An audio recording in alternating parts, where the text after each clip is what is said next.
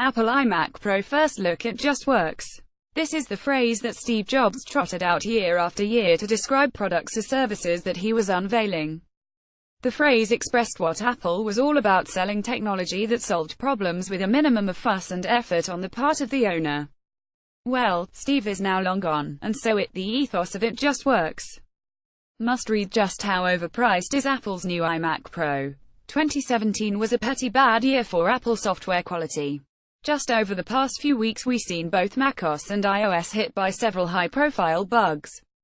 And what's worse is that the fixes that Apple pushed out in a rushed manner themselves cause problems. And this is just a selection of the bugs that users have had to contend with over the past few weeks.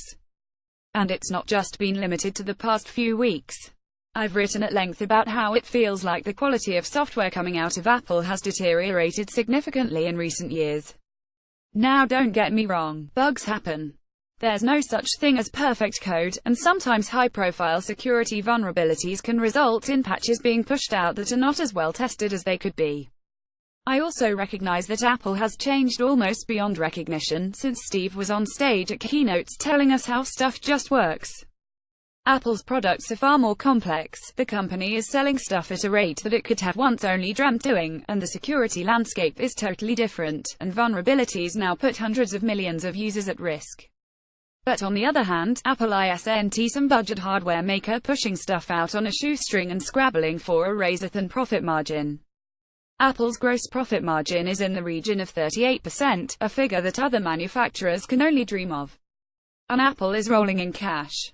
All this makes missteps such as the ones that users have had to endure feel like Apple has taken its eye off the ball, and that it's perhaps putting increased effort into developing and selling new products at the expense of keeping users happy. Apple owes a lot of its current success to its dedicated fan base, the people who would respond to Windows or Android issues with "You should buy Apple, because that stuff just works." Shattering that illusion for those people won't be good in the long term, which is why I think Apple needs to take a long, hard look at itself in the run-up to 2018 and work out what has been going wrong and come up with ways to prevent problems from happening in the future. See also